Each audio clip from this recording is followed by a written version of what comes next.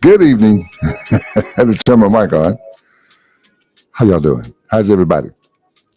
Rodell and the ATL. Welcome to another edition of a Taste of Tradition podcast where we get into real talk with Rodell. That's right, real talk with Rodell. We're going to have a good time tonight.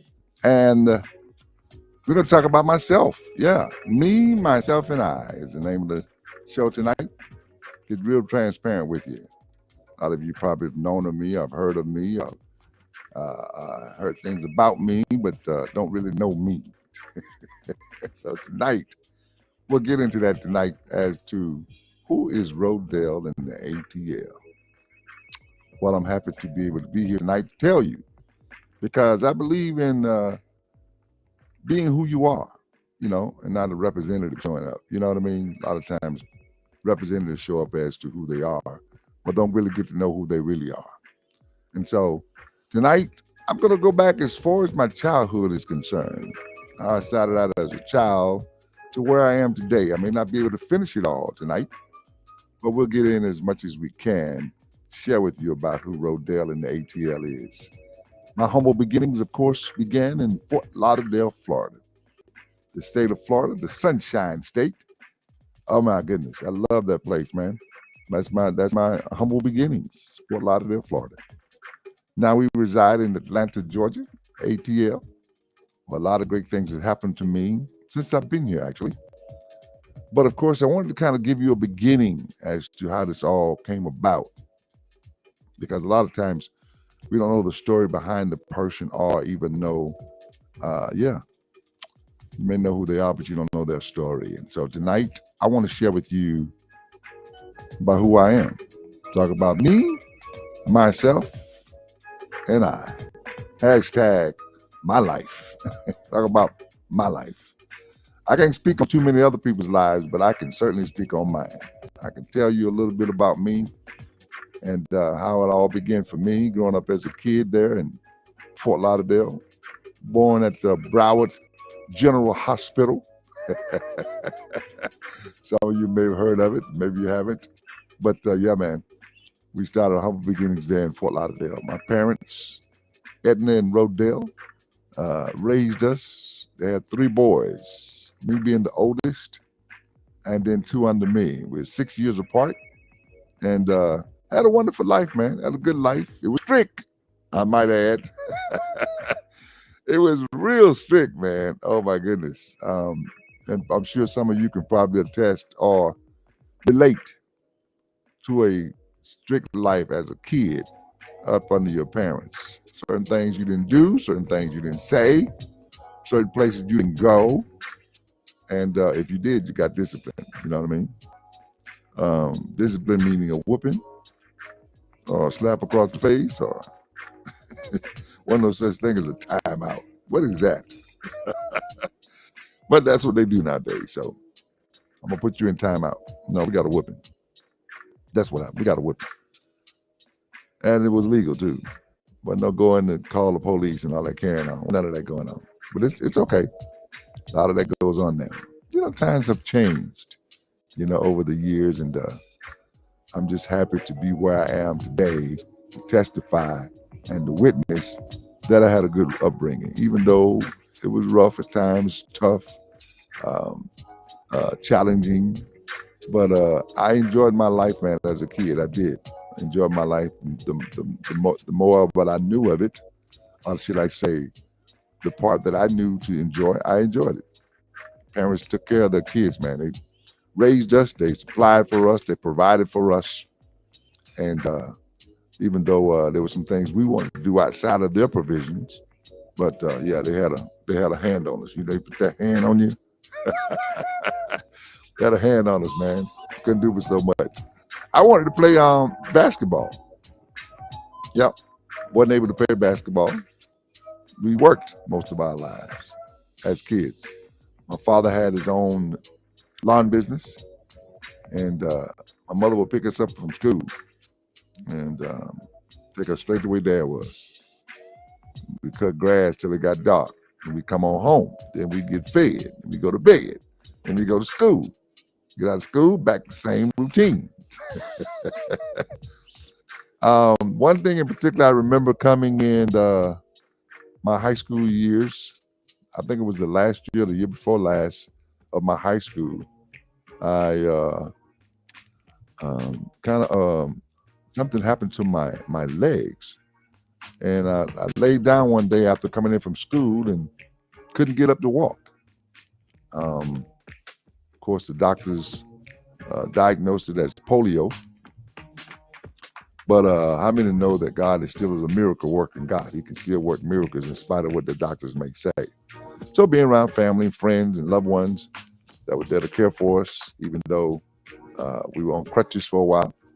Yeah, man, it was a trying time. But through it all, we walked in faith, something that a lot of you may not want to do nowadays. But yeah, man, you got to have some faith in order to succeed in certain things in life. You got to believe. You got to know and trust that God can take care of you. And so in doing that, I believe that I will be able to walk again. And exactly what happened. That's exactly what happened. I got was out of the wheelchair one day and was able to get up and walk, and everybody around me, family and friends, just went to screaming. And man, it was a moment. It was a miracle working moment to where I was able to walk again. And today I can say that God has been good to me, man. Been good to me. Of course, wanted to come to Atlanta to go to college, to Morehouse. My parents weren't able to send me to college, so I went there in the area I was in, worked at Sears Roebuck in Hollywood, Florida, and would go to school at night and took up radio broadcasting and television production. That's what happened for me. My 11th grade teacher told me that I would be good in radio. Wonder why she said that, huh? You will be good for radio. And yeah, it was because of my voice. And to this day, God has gifted me with a great voice, and I'm grateful for it. I don't take it for granted. I know that He has provided it, and so I try to use it to the best of my ability. So tonight, talking about me, myself, and my life. I'm gonna have some great guests come on real soon, so you stay tuned to the podcast because it's gonna get real interesting. When I say real interesting, we're gonna talk about some real issues. We're gonna talk about some things that need to be discussed, things that need to be aired out, some conversations that need to be had. But a lot of times we don't want to have those conversations, and so we're gonna have those conversations. We are. Interesting guests coming along real soon, so you stay tuned to the podcast. We're heard on YouTube, but you can go on and subscribe while you're there. Click that button where you'll be notified when we come on live. We're live. LinkedIn, we're on LinkedIn Live. We're on Facebook Live, and we, of course, on atastedtradition.com Live. And we thank you so much for joining us this evening because we decided we'd come on and give you a little history of myself and how we got to where we are today. So, following my English teacher's suggestion as to get into broadcasting, I decided to take her advice. Went to school there in Miami. Started, though, in Fort Lauderdale at community college, which was called Broward Community College. Started there and had a some great teachers, man. You know, getting into broadcasting, I took up an English class, I took up a reading class, I took a voice and diction class, I took a public speaking class. The classes I started out with were kind of calibrated me. Yeah, calibrated me to where I am today, to my broadcasting skills. Left there in Broward Community College after doing that for the length of time it was required. And in the meantime, I was working at Sears Roebuck, as I said, in the automotive department in Hollywood, Florida. Hollywood, Florida. Have you ever heard of Hollywood, Florida?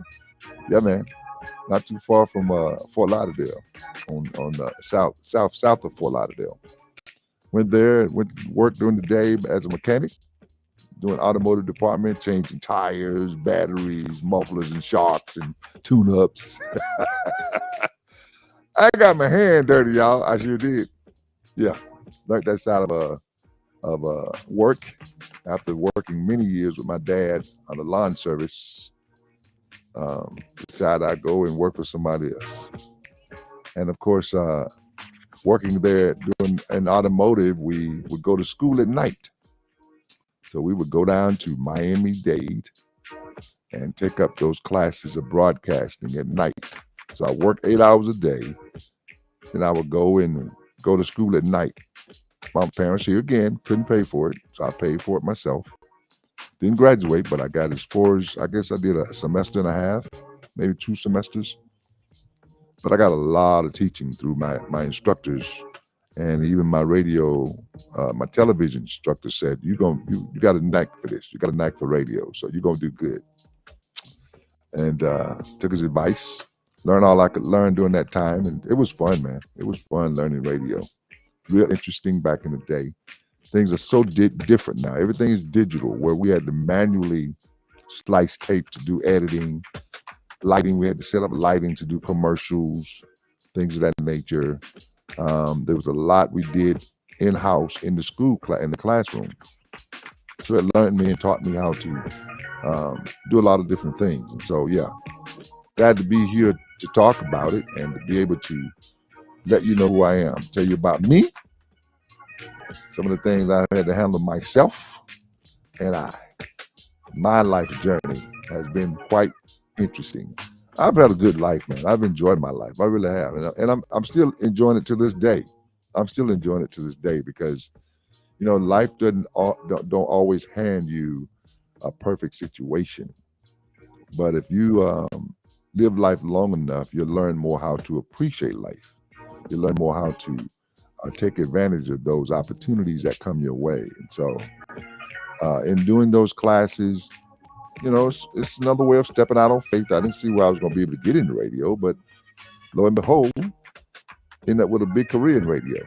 So I went to school for it. Yeah, went to school for radio in Miami-Dade Community College, and left there and came back to Fort Lauderdale and started doing inquiring on radio stations to be on the air and things of that nature. And came across a station in Fort Lauderdale, which I don't think even exists anymore. WRBD was a station called Letters. And a station manager by the name of Joe Fisher, which is still around today. He's my mentor. I think he's in the Orlando area doing radio. To this day, man, he's my mentor. That's who got me into radio. He I went into fill out an application. So he took me in a room, wanted me to read a copy, as they call it. Read copy. Can you read this copy? I would try. Didn't do well with reading the copy. He told me, he said, you got the voice, you got the pipes, but you can't read. And yeah, in radio, you got to be able to read. You got to be able to read, copy, got to flow, you know what I mean? You got to make it personable, put your personality in it, the whole nine. And so I asked him simply, sometimes when people tell you what you need to do to improve yourself, you either get offended or you reject what they tell you. But sometimes it's best to listen and ask questions as to, okay, what do I need to do to improve myself in that area? And that's what I did. I asked myself, okay, well, what do I need to do? He said, go home, get your newspaper, record yourself reading as if you're doing the news. And I would do that constantly. I would practice reading the newspaper and recording myself on my tape recorder. Did that for a long time. Just practice. And, got to be a little monotonous. And so I kind of backed off it for a little bit. Lo and behold, I was in the barbershop one day and the same guy, Joe Fisher, walks in the barbershop and he saw me. And I saw him coming in the door. I said, that's the guy that wouldn't hire me because I couldn't read. But lo and behold, he knew who I was. Didn't think he remembered me, actually. And he said, you're the guy that came in for a job not too long ago, right? I was like, yeah, you remember me? He was like, yeah, I remember you. I said, you still interested? Of course. I think during that time I was probably driving chartered buses. I love to drive. So that was a career I took upon as well. Went on and started driving chartered buses for years. And he said, well, I don't have a position for you, but I can have you come in and sit in with a guy that does radio. But he He came on early in the morning, like 4 or 5 o'clock in the morning. I'm like, okay. If I'm interested, I got to sacrifice. So me driving bus in the daytime, getting up 3 o'clock in the morning to be at the radio station 4 or 5. Yeah, I did what I had to do. I did. And by doing that, I was able to get in the radio. One day, the gentleman that was doing the radio that I would sit and watch every day got sick on the air. He was anemic, and I wasn't even aware of it. Wasn't even aware that he was anemic. And one day he started slurring his words and taking the needle off the turntable. You know, back in the day they had the turntables. And I saw him watching him, wanting to know, what are you doing? What are you doing? I know he wasn't supposed to be doing what he was doing. And he looked at me like, what are you talking about? So yeah, he was kind of delusional. You know, I didn't know what was going on. So I simply called the boss, which is my mentor today, Joe Fisher, and I says, my man Doug which is gone on now. He's deceased. I was like, he's acting funny. He's not doing what he's supposed to do. His words are slurring on the air. So he was like, take over. What do you mean take over? Take over the show. Me taking over the show? Man, I was so nervous. He was like, yeah, you've been watching him long enough, right? You should be able to do the show. Whew, that was my day, y'all, that I was able to get in the radio. He said, pick him up out the chair, set him over to the side, call the paramedics, and take over the show. That's my story of how I got in radio, by sitting and watching someone else. And a lot of times now, even young people today don't like to sit around and watch others be mentored or be on the internship type thing. They want to just come in and start doing the thing. But sometimes you have to watch others to see how they do it. Get your own style, of course. But yeah, that's what I did. And that's what got me into radio. And I'm so grateful for that opportunity. I'm so grateful that it actually happened for me. And of course, doing radio there in Fort Lauderdale, I had an ambition to do more. I would come to Atlanta every year during Thanksgiving weekend.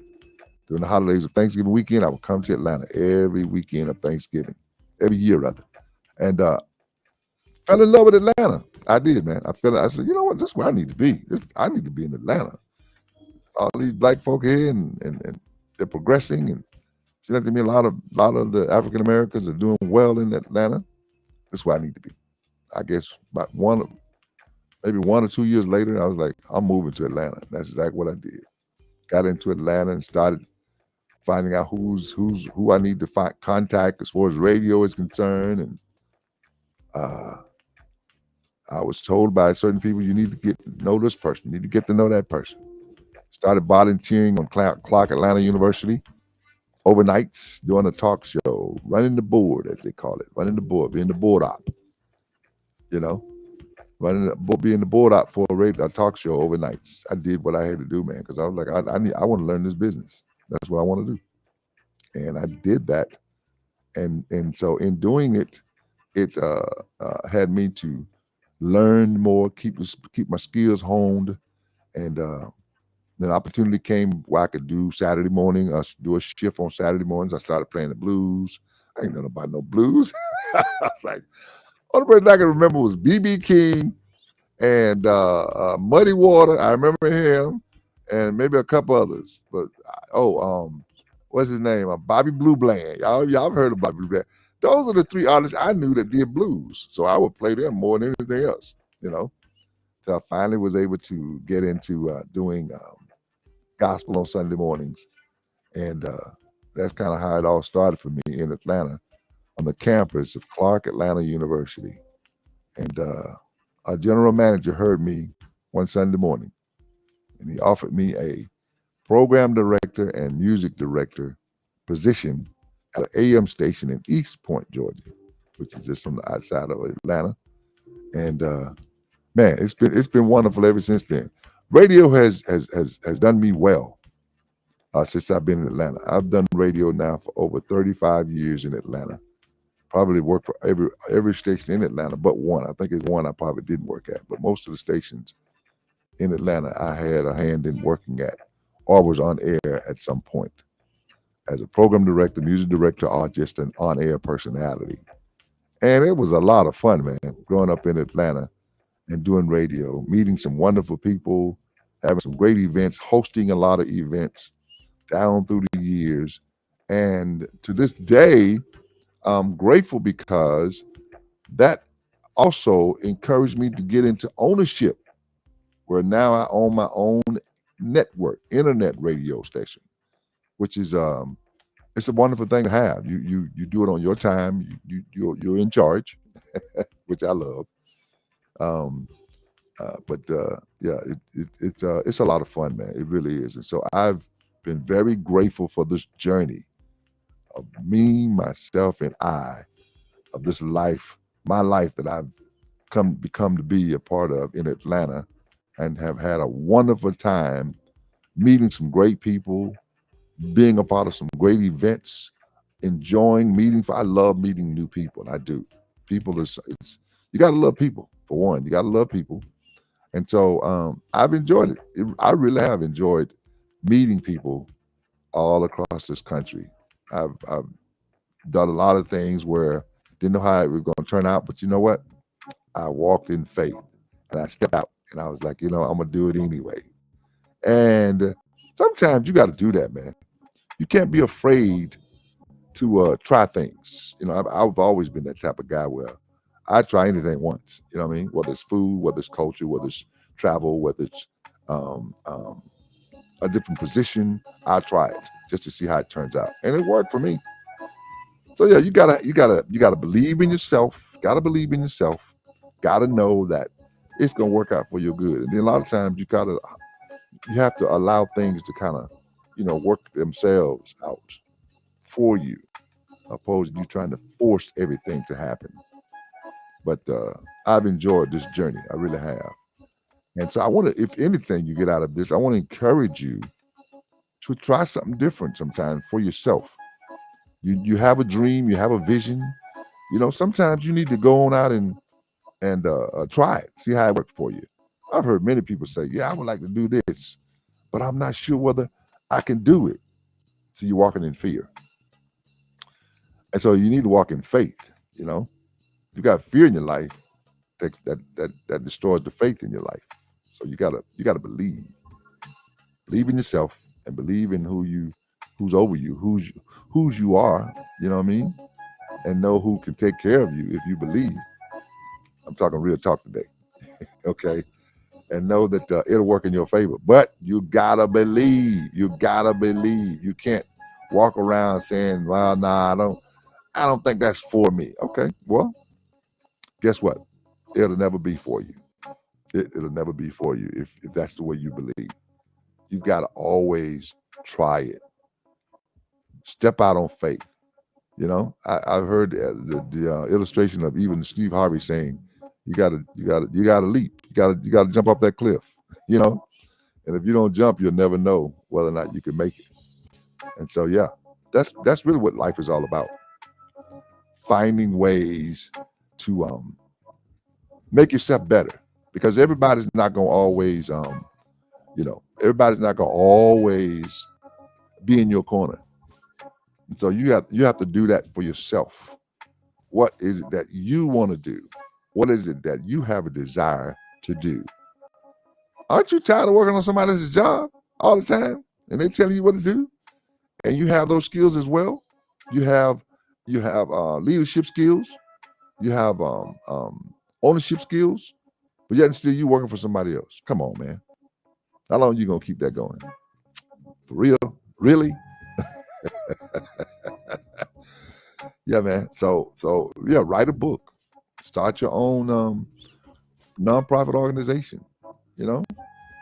Travel more. You find so many people that won't even get on a plane. I'm afraid, man. I'm too far in the air. That's fear, man. You're walking in fear. And so I want to encourage you to step out on faith and do things that he's already gifted you. You have the tools. You have what you need, but yet still you're afraid to make that step. If you make that step, man, how that song goes, if you make one step, you'll make two. But you got to at least make the first step.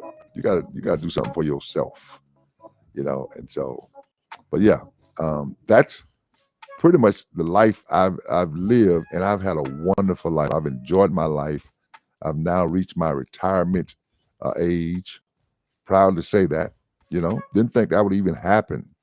My father died at the age of 42.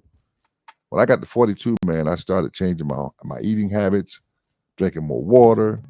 I love fruits and vegetables, and exercising. Walking is one of those exercises, one of my favorites. You got to do whatever you think is best for you that you can do better at and better yourself. That self-care is so important. Man, you got to take care of yourself. Take care of yourself before you can even think about somebody else taking care of you. Whew, I'm going to let that marinate for a second. Take care of yourself before you can even think about somebody else taking care of you. And then don't always depend on someone else to do it. If you got the capabilities and you got the strength, do it yourself. Think about relationships, and we'll get into that one day about relationships, man. I tell you, I got a story for that too. Yeah, man. Relationships are very, very unique, to say the least.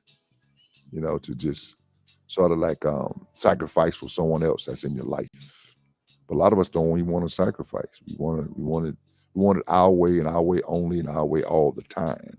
When it's not always about you. You know what I mean? It's not always about you. It really isn't. Let me tell you something. You better stop thinking it's always about you. Stop. Don't do that. That's real selfish. Living a selfish life. Do you ever think about anybody else? Do you ever think about your fellow man? Are you your brother's keeper for real, or are you not? Because a lot of times, I'm gonna get mine and then worry about the rest.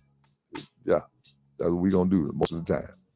So yeah, find a way where you can assist people. Volunteering is a good thing to do. Volunteer. That's a great way to help people.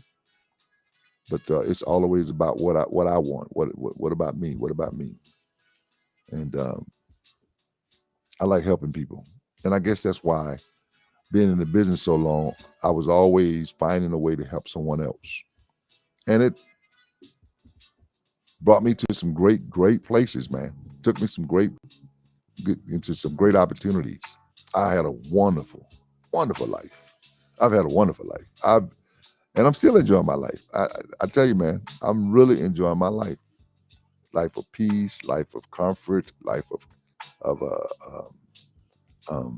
enjoyment. I travel when I feel like traveling. I stay home when I feel like staying home. I ain't got to go every day nowhere. I done been there and done that. I've been there and done that. They ain't got to be a part of every little event coming to town. I ain't got to do it. No. Not that important. Just not that important to me. Because I've been there and done that. I've seen the best. I've been around the best. I've been among some very important people. Didn't think it would even happen for me, but it did. And so I want to encourage you, man.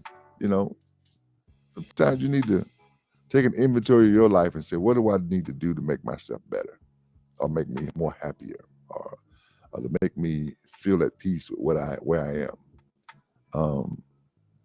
Be content in the state that I'm in, as the scripture talks about. Being content.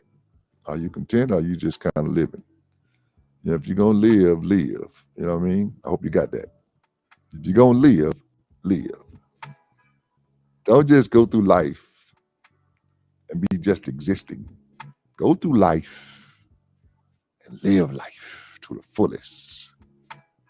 Know that it's better things for it. And always, because you got to stay in one lane all the time. Try another lane. It's just like driving. You want to get around somebody, right? Go in the fast lane. Try another lane in your life. Try another lane in your life. Life of greatness. Life of joy. Life of peace. Life of happiness. Try another lane in your life. And I promise you, things will get better for you. And of course, if you want to reach out to me, you can see the screen going through there with the phone number and email address. You want to reach out to me if you want to be a guest on the show. We're going to talk about real issues, man. Health, relationships, self-care. We'll talk about different programs that are out there to help us as seniors or young people, how to help our young people. We talk about a lot of things, man. So, yeah, this podcast, Real Talk with Rodell, we'll try to cover a lot for you to come to the show every evening, once a week. We'll do it once a week. Try to be here on Tuesday evenings at 7. I hope you can join us and be a part of the podcast because we want you to be a part of this. And if you got questions or you've got things you want to ask, feel free to do so. You know, you can comment down in the comment section, whatever. We love to hear from you. We would love to hear from you. And we've heard from you already. We have heard from a lot of you already. Thank you so much for joining us. We appreciate it. We really do. We really appreciate you joining us and making this show because it's all about you. And I want you to know that we're going to do what it takes to bring to you the best, the finest, and where you can enjoy the show and dialogue with us and have conversations with us. Maybe, you could be a guest. You don't never know. You may have something to offer to our audience. You never know. Think about it. You may have something to offer our audience. You really might if you think about it. What's your profession? What are you doing for a living? How would you like to share your story with other people? This is that platform, Real Talk with Rodell. And it's off limits. There's no limits. Talk about whatever. Yeah, we're going to get into all of it, everybody. Okay? You're not going to be Christian oriented all the time either. So let's just keep it real. We want the raw side of you. We want the authentic side of you to know who you are and to where we can navigate through this together. And maybe a thing that you may need to talk more. Maybe you don't talk enough. Maybe people need to hear from you or hear your version of you. That's why I didn't mind coming on tonight to talk about me. I don't have no problem about folks knowing about me. Anything you want to know, ask me. Because I'm living my best life. I really am. Jill Scott, living my best life. Yeah. Living it like it's golden. You know what I mean? Yeah. I'm in my golden years anyway, so why not live my best life in my golden years? And that's what I'm doing. So I want to thank you guys for being with us tonight. Make sure you share the conversation with others. Thank you for being on LinkedIn, Facebook, YouTube, and ATasteofTradition.com. Until the next time, man, we'll talk and continue our conversations right here on the Taste of Tradition podcast. You guys have a wonderful evening until the next show. All right? Thank you so much for joining us.